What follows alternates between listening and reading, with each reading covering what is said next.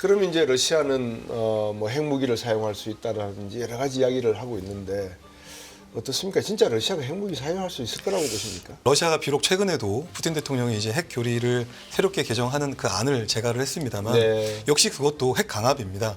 핵 강압을 통해서 우크라이나를 돕는 핵 보유국 그러니까 네. 미국, 영국, 프랑스의 태도 변화를 강압하기 위해서 예. 이렇게 핵 교리를 개정을 했지만 그렇다고 해서 그것이 꼭 핵무기를 사용하겠다는 실질적인 행동까지는 이어지지는 않을 거라고 저는 보고 있는데요. 예. 그럼에도 불구하고 1%라고 하는 가능성은 결국은 가능성을 의미하기 때문에 제로는 아니니까요. 네, 제로는 아니다라고 좀 예. 생각을 합니다.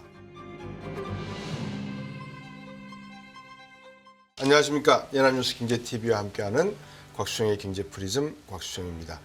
이 최근에 북한과 러시아 간의 밀월관계 상당히 흥미롭게 보고 있는 것 같습니다. 북한군 10,000명 이상이 사실상 우크라이나 전쟁에 참전을 하고 있는 상황 속에서 이 북한의 무기를 계속해서 공급받고자 하는 러시아의 어떤 의도가 노골적으로 국방부 장관이 북한을 다시 방문해서 김정은을 만나는 등 이 러우 전쟁에 어떻게 보면은 북한 변수라는 것이 상당히 중요해 보이는 그런 상황인 것 같습니다. 트럼프 대통령이 당선된 이후로 젤렌스키 우크라이나 대통령은 일정한 영토만 다시 회복해 준다면 그리고 가장 중요한 조건 나토 가입을 반대하지 않는다면 우크라이나가 휴전에 임할 수 있다는 조건도 내걸은 것 같습니다. 러우 전쟁 그리고 북한의 역할 어떤 역학관계가 있는지 이 한국국방연구원 안보전략연구센터의 두진호 실장님 모셨습니다. 안녕하십니까? 네, 안녕하세요. 지금 러우 전쟁 어떤 국면입니까? 어쨌든 지금 뭐 전반적으로 보면 네. 러시아가 이렇게 좀 점령하고 있는 그러니까 우크라이나 행정 단위로 네. 주가 되겠는데요. 네. 4개의 주를 지금 점령을 러시아군이 하고 있고 네. 사실 이 지역을 중심으로 이제 약간 교착 상태가 있는데 네. 도네츠크 지역에서는 러시아군이 최근에 우크라이나 이 방향으로 예. 점령 지역을 좀 점진적으로 이렇게 확장을 하고 있는 모습입니다. 예. 이제 또 하나 좀 주목해야 될 지점은 바로 러시아 본토인 쿠르스크죠. 네. 지난 8월 달에 우크라이나군이 그렇죠. 정말 기습적으로 러시아의 허를 찔러서 뭐 쿠르스크 전투 초기만 해도 대략 한 1250제곱킬로미터 상당히 해당하는 러시아 영토를 점령을 했었는데요. 네. 지금은 러시아군이 영토 탈환 작전에 최소 한두 달 전부터 이렇게 본격적으로 착수를 했고 네. 이제 거기에 지난 11월 중순부터 예. 북한군이 이렇게 전면적으로 네. 우크라이나군을 상대로 이제 교전에 참여하는 것이죠. 이제 네. 러시아, 북한군이 함께 러시아 이 본토 쿠르스크 지역에서 영토 탈환 작전 함께 하다 보니까 네. 우크라이나군이 이쪽 지역에서 많이 밀리는 그런 모양입니다. 그래서 지금은 러시아군이 대략 한 600제곱킬로미터 정도 이상 이렇게 회복을 한 상황이고 반 정도 회복했네요. 네, 아마 시간이 네. 갈수록 러시아 회복 영토는 좀 더 늘어나지 않을까 이렇게 좀 전망을 합니다. 러시아나 우크라이나 지금 러우 전쟁을 한 지가 이제 4년째 접어들고 네, 있는 내년이면 이제 꼭 3년 만 3년째가 그렇죠. 되고 만 횟수로는 3년째. 뭐 이제 4년이 되는 4년 겁니다. 되고 있죠. 예. 양쪽 다 지쳐 있을 것 같은데 어떻게 보십니까? 지금? 사실 많이 지쳤고요. 예. 더 지친 쪽은 역시 이제 이 전쟁 대부분이 우크라이나 영토에서 이루어지고 있고 네. 그렇다면 우크라이나 영토가 엄청나게 지금 훼손이 될 수밖에 없는 거고요. 네. 뭐 국민들도 많이 지쳤고 이미 경제가 개전 1년 차만 해도 우크라이나 전체 GDP의 30%가 이렇게 좀 감소했기 때문에 그것을 회복하기도 쉽지가 않고 뭐 이런저런 이유들로 인해서 사실 러시아 국민보다 우크라이나 국민이 느끼는 전쟁 피로도는 저는 더할 것이다 이렇게 좀 보고 있습니다. 그러게 말입니다.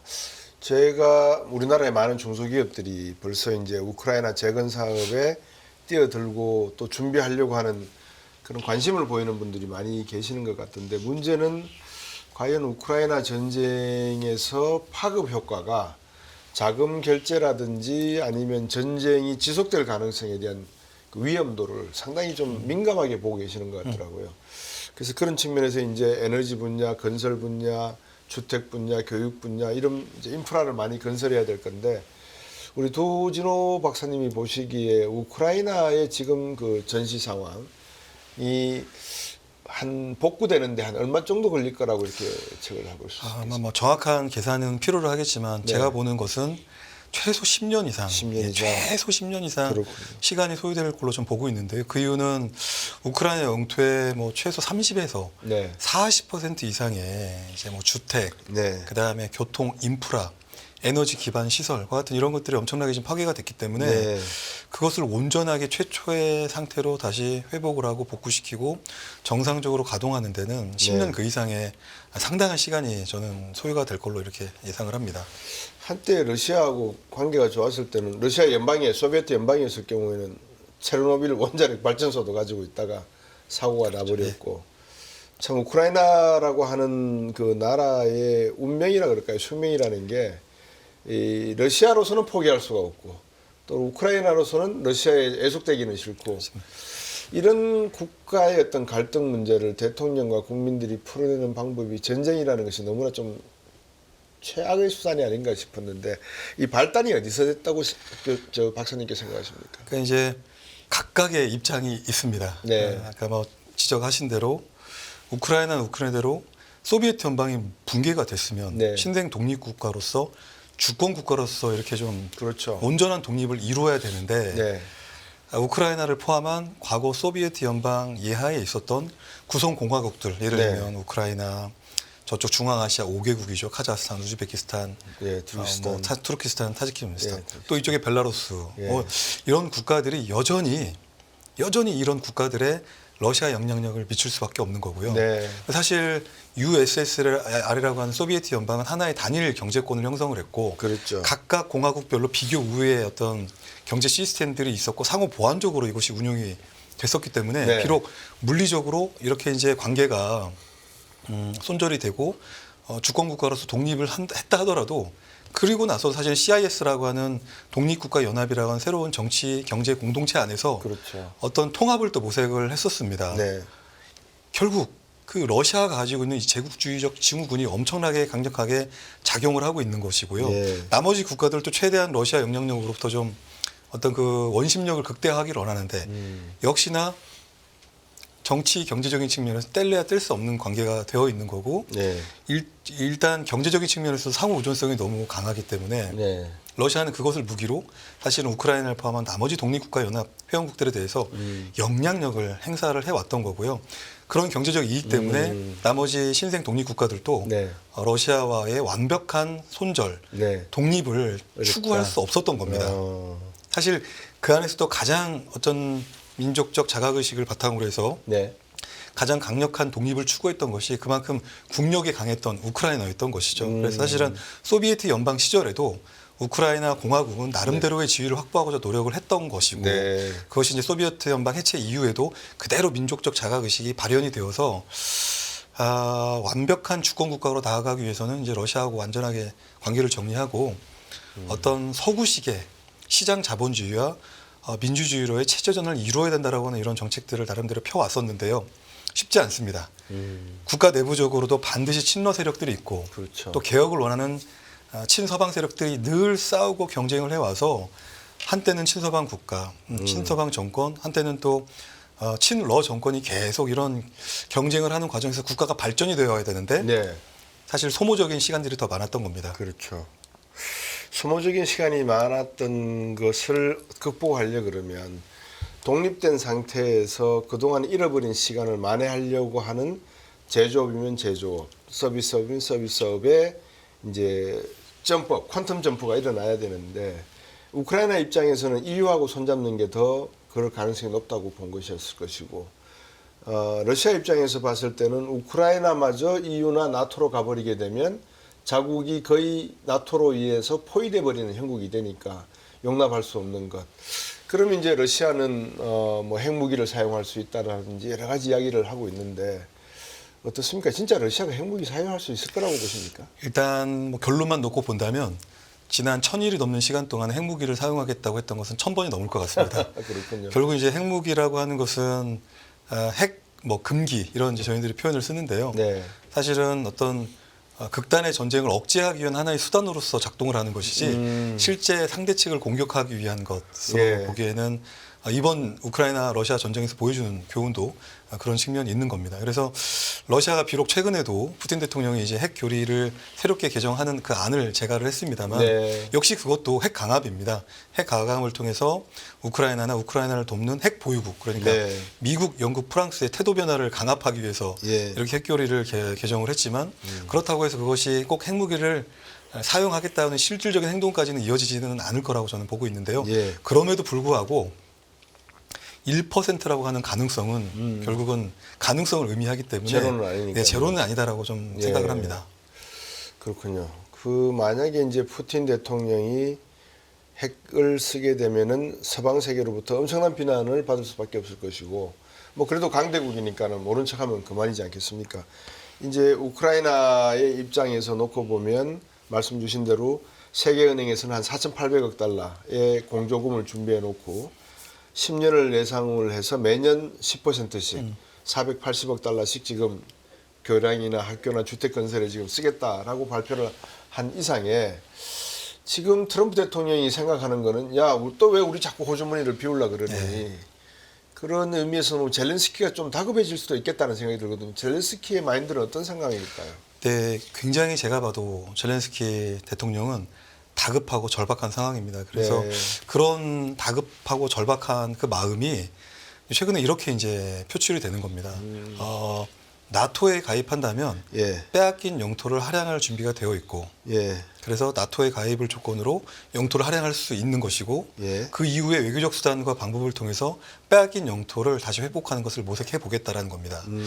결과적으로 이것은 현실을 직시했다라고 저는 보고 있거든요. 그 네. 얘기는 현실을 직시했다는 것은 이제 내년 1월이면 출범할 트럼프 신정부의 우크라이나 전쟁에 대한 관점 자체가 기존 바이든 행정부하고 180도 상이하기 때문에 그렇죠. 지금과 같은 지원, 지금과 같은 지지를 받을 수 없다는 것은 명백하고요. 네, 바이든 행정부에서 끝까지 지지했던 우크라이나의 주권과 영토 회복 의지에 대한 공약을 트럼프 신정부는 공약하지 않을 것이기 때문에 네. 더더욱 불리한 환경에 직면할 것이다라고 하는 이런 절박한 현실 인식에서 나토 가입을 해주면 영토 할양하겠다라고 하는 그 자체로도 사실은 성립이 될 수 없는 조건입니다. 왜냐하면 우크라이나는 분쟁 지역이기 때문에 네. 동맹 조약인 이 나토 회원십을 얻을 수가 없습니다. 네. 그걸 뻔히 알면서 젤렌스키 대통령도 할 수 있는 카드, 강구할 수 있는 방법이 많지 않기 때문에 계속 그런 식으로 이제 미국을 설득하고 유럽연합을 설득하고 북다시안 조약기구 회원국을 설득하는 그런 모습인 것이죠. 네.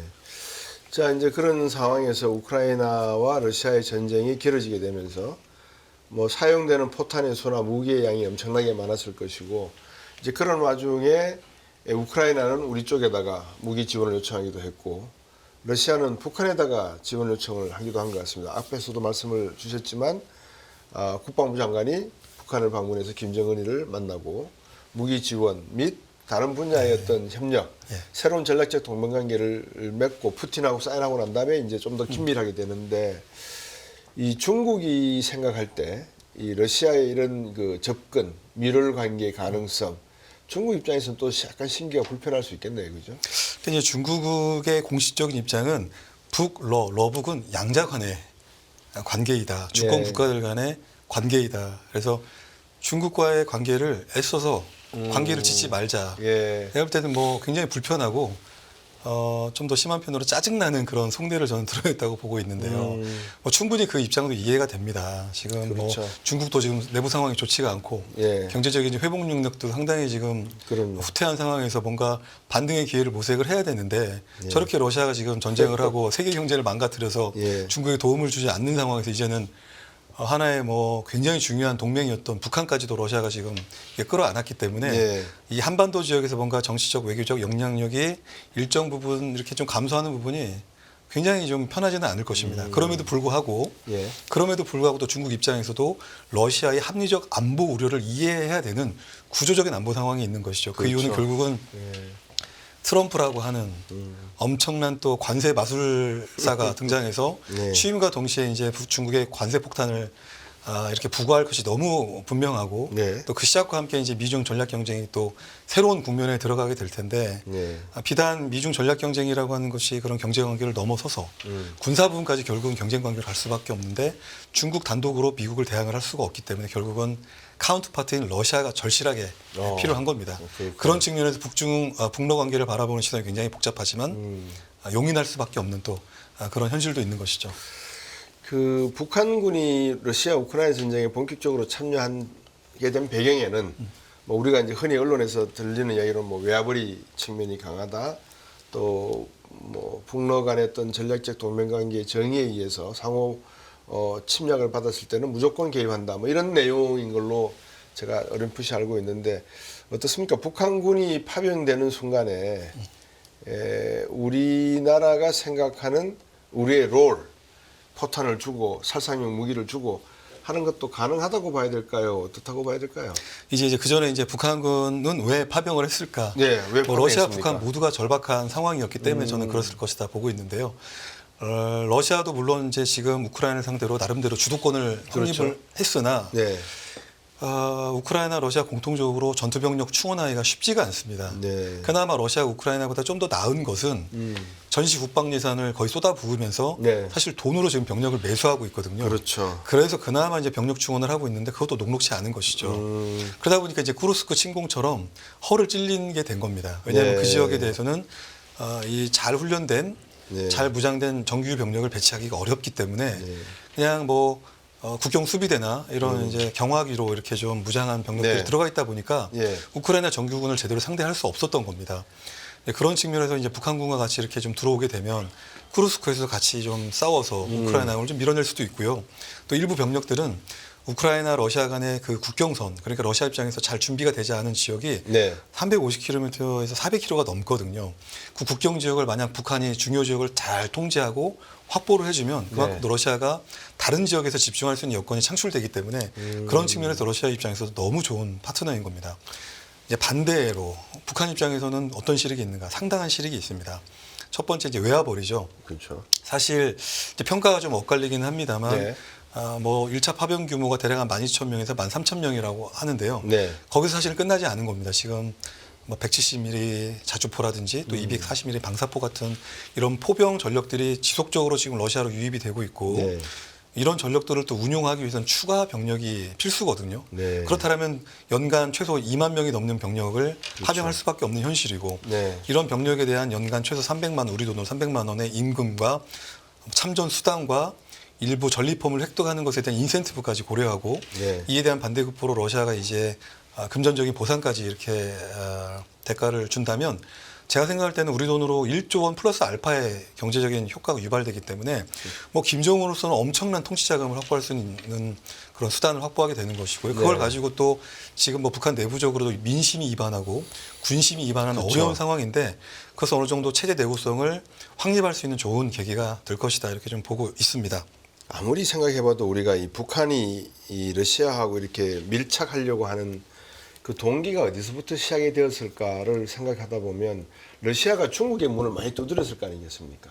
근데 중국이 움직이지 않았을 거를 봤거든요. 아무래도 미국의 눈치를 봤겠죠.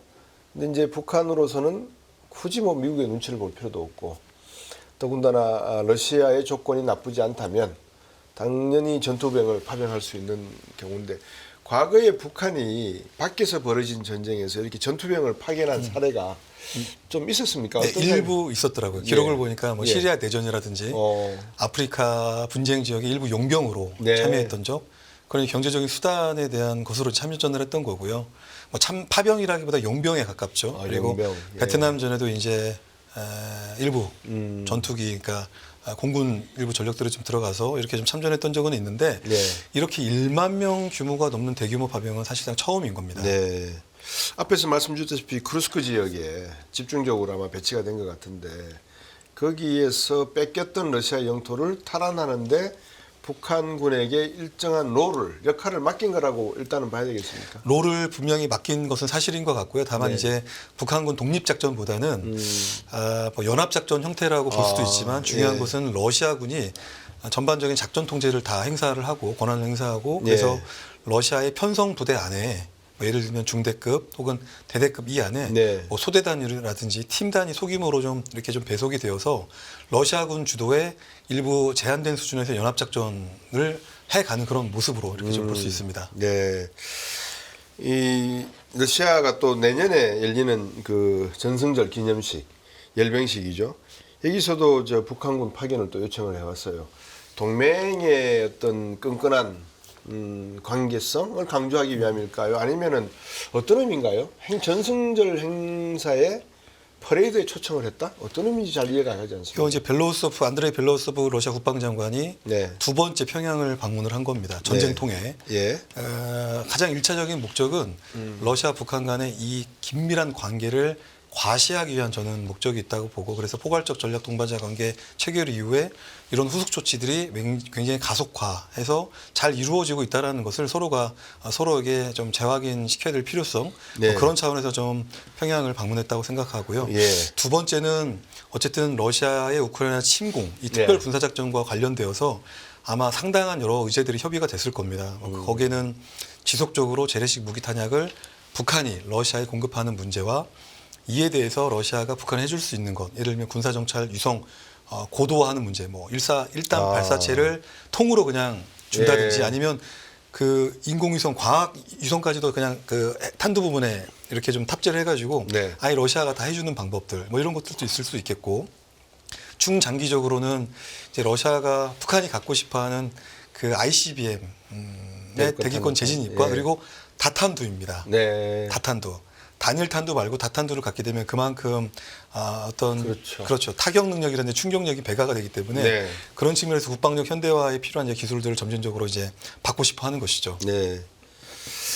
이 러우 전쟁을 보면서 주변에 있는 폴란드라든지 또 뭐 독일은 조금 예외적일 수 있습니다만, 뭐 노르웨이 같은 또 스웨덴 같이 러시아와 국경을 접하고 있는 국가들은 나토가 존재하지 않는다면, 또는 나토가 트럼프의 정책처럼 조금 와해성을 갖는다면 상당히 좀 불안한 감이 있겠네요. 이번 사태를 놓고 봤을 때, 그죠? 결과적으로 러시아의 우크라이나 침공 사건으로 인해서 네. 사실상 예. 종이 호랑이에 사실 불과했던 예. 북대서양 조약기구 나토가 예. 그 군사 동맹의 정체성을 제대로 확립해서 엄청난 지금 결속력을 보여주고 있는 것입니다. 예. 물론 뭐 바이든 대통령의 국방 정책 중에 핵심 사항인 통합 억제 능력 차원에서 네. 이런 북대서양 조약기구의 동맹의 결속력을 강화한 성과다라고 볼 수도 있지만, 사실 그것보다는 당장 러시아의 우크라이나 침공이 예. 핀란드라든지 스웨덴, 국경을 접하고 있는 발틱 국가들에게도 그렇죠. 현실적이고 실제적인 위협이기 때문에 결속을 할 수밖에 없는 겁니다. 네. 그 결속의 방법은 결국 우크라이나를 돕는 것, 그리고 국제사회에서 경제 제재라든지 이런 수단을 통해서 러시아를 고립시키는 이런 방법을 통해서 징벌적 조치를 가하고 있는 겁니다. 징벌적 조치라고 말씀을 주셨는데, 지금 러시아의 이런 단독적인 행동, 그러니까 어떻게 보면 우크라이나를 나토에 가입하려고 한다, EU에 가입해서 우리를 갖다 포위하는데 미국의 말을 들으려고 한다, 그러니까 우리는 이걸 용납하지 못했다고 했지만, 크림반도를 점령한 지가 몇 년, 한 6년, 7년 지나지 않았어요? 20년 됐죠. 2014년에 벌써 병합을 했기 때문에 이제 10년이 됐습니다. 10년이 됐습니까? 그러니까 제가 말씀드린 대로 제 기억에 한 7, 8년 지나고 난 다음에 러우 전쟁을 시작할 생각을 했다는 걸 생각해 보면, 어떻게 보면 러시아는 계속해서 우크라이나를 무언가를 이렇게 바라보고 있었던 것 같은데 놓치지 않고, 예. 그게 무엇일까가 이제 궁금해요. 이게 빵을 많이 만들어내는 밀 때문인지, 아니면 정말 크림반도를 갖고 있는 전략적인 요충지이기 때문에 그런 건지, 무엇이 가장 핵심적인 요소라고 봐야 됩니까, 저들이? 가장 핵심적인 요소는 제가 볼 때는 국내 정치적인 요인인 것 같은데요. 네. 결국 이제 푸틴 대통령의 5선. 그래서 어떻게 보면 전쟁은 푸틴 대통령의 정치적 저는 자산이다라고 생각을 하는데, 과거에 대통령 권한대행 시절에도 네. 그 체첸 사태, 네. 분리 독립을 추구했던 체첸 공화국에 대한 굉장히 그 강압적이고 공세적인 이런 조치를 통해서 옐친 대통령과 비교되는 리더십을 통해서 어떤 차별화된 그런 리더십으로 인정받아서 사실은 정치 초보 당시에 블라디미르 푸틴 러시아 대통령 권한대행이 대선에 승리를 할 수 있었거든요. 예. 그런데 만약 이번 5선에서 지난 3월에 선거가 치러졌는데 우크라이나 침공이라고 하는 사건이 없었다면 네. 과연 푸틴 대통령, 물론 당선은 됐을 겁니다. 그러나 그 당선 과정이 굉장히 저는 녹록지 않았을 것이다 봅니다. 즉 이제 거기도 이제 결선 투표 제도가 있는데요. 아마 1차 투표에서 과반에 이르지 못했을 가능성도 배제할 수 없는 것이죠. 왜냐하면 이제는 네. 고인이 되어버린 작관, 뭐 알렉세이 나발리와 같은 이런 그렇죠. 반정부 세력들이 나름대로 어떤 정치 세력화하고 있었기 때문에 네. 아마 그런 것들에 대해서 푸틴 대통령도 뭔가 준비가 필요했던 것이고 그런 측면에서 국내 정치적인 요인에 의해서 이런 전쟁을 결심하는 하나의 배경이 됐다라고 보고 있고요. 네. 두 번째는 아까 말씀하셨던 그 2014년에 크림을 병합을 했는데 네. 온전하지가 않습니다. 그렇죠. 그러니까 이제 이거 크림 지역을 그러니까 크림 자치공화국과 세바스토폴 시를 뭔가 러시아의 육상으로 좀 연결을 해야 되는데 그때 당시에 2014년에 크림 지역을 병합했을 때는 해상에 네. 어떻게 보면 이제 철로 네. 그리고 도로를 이렇게 좀 깔아가지고 네. 어렵게 연결을 했는데 역시 불안불안한 것이죠. 언제든지 공격을 받을 수도 있는 거고 네. 많은 물동량들이 뭐 오고 가려면 결국은 육상으로 좀 이것이 연결되어 있으면 보다 러시아가 이 지역을 관리하기도 용이하고 그렇죠. 그런데 그게 안 되다 보니까 예. 결국 이제 러시아 제국의 영토였던 과거 회랑 그 지역이 지금 러시아가 점령하고 있는 지역인데 네. 물론 오데사까지도 포함이 되겠죠. 그렇죠. 북쪽으로 이제 하르키우까지 포함이 되어야 되는데 하르키우. 아마 그런 것들을 좀 연결을 하고 싶은 그 마음에 이왕이면 네. 과거 러시아 제국의 땅이었던 영토였던 그 지역을 이번 기회에 좀 정리하자라고 하는 일종의 역사 공정, 영토 안정에 대한 욕심도 네. 좀 없지는 않았다 이렇게 좀 봅니다. 물론 일각에선 그런 얘기를 해요. 아니 러시아가 전 세계에서 가장 땅 부자인데 그 뭐 10만 제곱킬로미터 그 점령한다고 뭐가 있겠느냐? 네. 그렇지 않습니다. 거기에는 이제 러시아가 점령하고 있는 지역에는 마리우폴에는 우크라이나 최대 철강 단지가 있고요. 예. 심지어 화학 단지가 있기 때문에 그것을 점령해서 잘 회복시켜서 러시아가 경제적으로 활용한다면 상당한 전시 경제 예산을 그 투자 금액을 회수할 수 있는 예. 경제적 가치가 있기 때문에 아마 그런 부분들도 충분히 고려했을 것이다 이렇게 좀 보고 있고요. 또 한 가지는 러시아산 이제 가스입니다. 예. 이런 가스들이 우크라이나에 육상을 통해서 유럽 연합으로 이렇게 좀 나아가는데 예.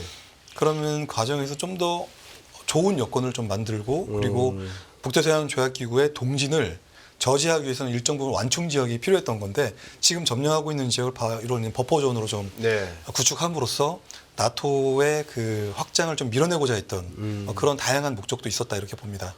지금 나토 안에 전략 핵무기가 포함이 되어 있죠. 북대서양 조약기구 회원국들 안에 예. 미국의 전술핵이 공유가 되어 있죠. 공유돼 있죠. 벨기에, 예. 뭐 독일 함부르크 이런 나라들의 쪽에. 이런 예. 나라들의 전술핵이 한 150기에서 200기 정도가 최소 4개국 한 5개 네. 그 공군 기지에 공유가 되어 있습니다. 그렇군요. 푸틴이 러시아 대통령이 되기 전까지만 하더라도 동독에 KGB 요원으로 근무를 했었고 나름대로 독특한 어떤 그런 경험을 또는 경륜을 이렇게 놓고 보면 상당히 그 러시아의 짜르가 되기 위한 그런 모습들을 제가 이렇게 많이 보거든요. 근데 러시아하고 북한하고 앞에서 제가 질문 드린 내용이 이제 그런 내용인데 김정은이가 추구하는 리더십의 모습이나 푸틴이 추구하는 리더십의 모습이 엇비슷할 수가 있다. 근데 푸틴이 지난번에 북한을 방문했을 때 늦게 왔고 그 다음에 상당히 그 어린아이 다룬다 그럴까요? 이렇게 아랫사람 다루듯이 하는 모습을 보면서 북한이 화를 낼 만도 한데 화를 안 내고 오히려 전략적 동맹을 업그레이드 시키고 북한군 10,000명 이상을 파병하는데 합의해주고 무기 파는데 합의해주고 북한으로서는 중국과의 관계를 끊는 대신에 끊는다는 그렇죠. 표현보다도 포기한 대신에 대신에 일정 부분에. 그렇게 봐야 되는 거겠습니다. 네, 저도 이제 그렇게 보고 있고요. 네. 대등한 주권 국가로서의 관계는 아닌 겁니다. 네. 어떻게 보면 이제 러시아하고 북한은 위기적인 질서가 존재하는 것이고 북한은 지금 상당히 제가 볼 때는 우리 국정원이 발표한 그런 통계치에 따르면 예. 800만 발에 해당하는 포병 탄약과 지금 방사포 탄약이 러시아로 들어갔기 때문에 예. 북한 입장에서는 가장 중요한 것들을 다 내준 겁니다. 그 얘기는 단기 전쟁 수행 능력이 없습니다. 없다. 예. 예. 그래서 만약에 어떤 상황이 발생하면 굉장히 체제에 심각한 위협을 초래할 수 있는 상황에도 불구하고 예. 그야말로 올인을 하고 있는 겁니다. 네. 올인을 해서 모든 걸 다 러시아라고 하는 우량주에 베팅을 걸어버린 것이죠. 예. 왜 이렇게 그런 베팅을 걸었는가? 더 이상 북한이 잃을 것도 없고 김정은 위원장이 갈 곳도 없기 때문에 출구 전략을 모색하기가 쉽지가 않았는데 그렇겠네요. 예, 그것을 이제 과거 60년 전에 우리 대한민국 올란 베트남전 참전을 통해서 네. 어떻게 보면 산업화의 그 기반을 닦을 수 있는 계기가 되었고 한미 동맹을 공고하게 발전시킬 수 있는 계기가 되었고 한국 군사력을 도약적 발전할 수 있는 그런 계기가 되었기 때문에 네. 60년 전에 우리 한국의 경험을 벤치마킹했고 이제는 러시아를 통해서 북한이 뭐 국방력을 포함한 다양한 분야에서의 현대화를 추구하고자 하는 것이고요. 거기서 물론 리스크가 있습니다. 여러 리스크들이 있겠죠. 네. 가장 중요한 리스크 중에 하나가 이제 북중 관계의 훼손이고 후퇴인데 네. 지금은 그것을 전략적으로 인내하고 감수할 시간이다라고 김정은 위원장이 결심을 한 게 아닌가 이렇게 좀 평가합니다. 그 사실상 북한이 이 백도 혈통을 따라서 쭉 내려오는 유은 내용에는 중국에 대한 어떤 신뢰보다는 러시아에 대한 신뢰가 있죠. 많다는 걸 제가 들었고, 그리고 김일성 시절에도 러시아에서 사회주의 활동을 많이 했기 때문에 많은 유학생들을 러시아로 보내서 모스크바로 보내서 공부를 해왔고, 그래서 김일성의 유언에서도 중국은 못 믿지만 러시아는 우리가 의존해서 같이 일할 만하다라는 이야기를 했다고 제가 이제 들었는데, 그런 입장에서 놓고 보면 중국이 지금까지 이게 쏙병하러 온 거 아닙니까? 어떻게 보면. 사실은 이제 뭐 결과적으로 보면 동북 사성화 예. 시키는 일종의 중국판 동북 공정 이런 사실 영향력 행사가 없지는 않았다고 저도 이제 보고 있고요. 예. 물론 이제 부양을 해서 북한도 나름대로 연명하고 네. 어려운 시간들을 견뎌오고 또 예. 중국이 도와줬으니까요. 네. 뭐 식량이라든지 값싼 제조품이라든지 이런 것들을 통해서 경제적으로 부양을 한 것도 사실이지만 분명히 또 한반도에서 북한을 지렛대 삼아가지고 영향력을 행사하고자 했던 그런 사심도 없지 않아 있기 때문에 그런 부분에서 북한의 선대로부터 내려져오는 경계심도 분명히 있었다라고 보고 있는데 네. 러시아의 관계는 조금 또 결이 다른 것 같습니다. 네. 이제 바로 이제 그 지점에서 제가 이제 트럼프를 한번 여쭤봐야 돼요. 트럼프 대통령이 이제 분명히 김정은이도 만나려고 할 것이고 또 푸틴과 함께 러우 전쟁도 끝을 내거나 휴전을 하려고 할 것 같은데 어떻습니까?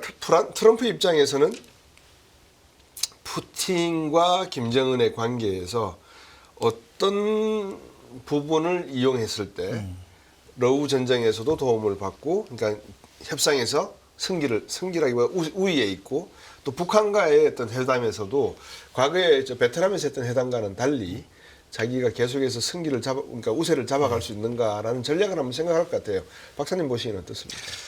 트럼프 당선인 측에서 지금 발빠르게 뭐 안보보좌관도 이렇게 네. 지명을 했고 제일 중요한 우크라이나 전쟁 특사 예. 키스켈로그라는 아주 여우 같은 곰 같은 이런 정말 그 노련한 미 육군 중장 출신을 이제 지명을 한 건데요. 네.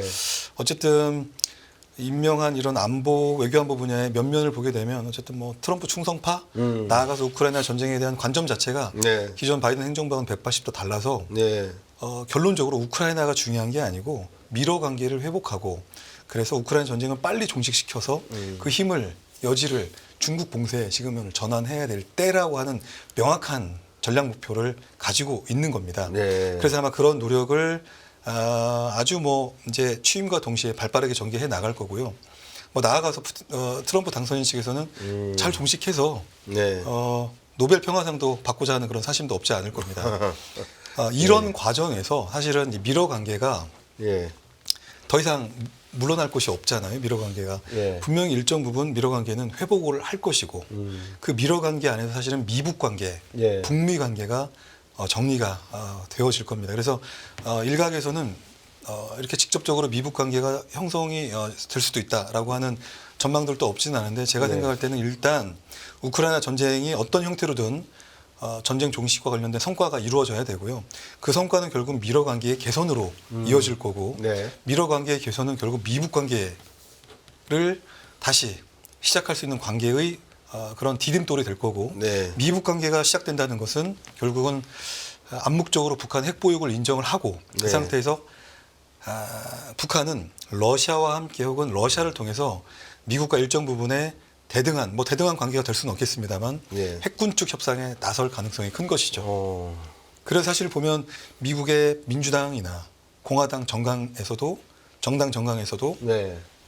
한반도 비핵화, 북한 비핵화에 대한 정책 목표가 빠진 겁니다. 물론 그것도 다르게 해석하면 이제는 북한 비핵화라고 하는 정책 목표에 집중하기보다 네. 그것을 어떻게 대응할 것이냐에 대한 방점을 두다 보면 뭐 그렇게 좀 긍정적으로 해석할 수 있는 측면도 있습니다만 네. 중요한 건 이제 북한의 핵 보유국은 돌이킬 수 없는 사실상 사실이니까. 인정을 해야 되는 예. 부분이 있기 때문에 예. 이제는 그것을 어떤 동결시키고 무력화하는 것보다는 핵군축, 비확산 정책을 추구해야 된다라고 하는 이런 인식들이 뭐 민주당이나 공화당이나 미 조야를 중심으로 예. 형성되어 있는 측면이 분명히 있기 때문에 포스트 우크라이나 전쟁 이후에는 그런 관점에서 미북 관계가 새롭게 정립될 가능성이 있는 것이죠. 러시아의 역사를 쭉 놓고 보면 그런 그 밸런싱 외교라 그럴까요? 이런 형태였던 것 같아요. 후르시초프가 1950년대 중후반 때에 이 독일 수상을 만나서 한 이야기 중에 하나가 야, 미래의 적은 독일과 러시아일까, 영국과 러시아일까, 아니면 어디일까라고 물었더니만 답을 머뭇거리니까 후르시초프가 그것도 모르냐, 중국하고 러시아가 적이야, 미래에는.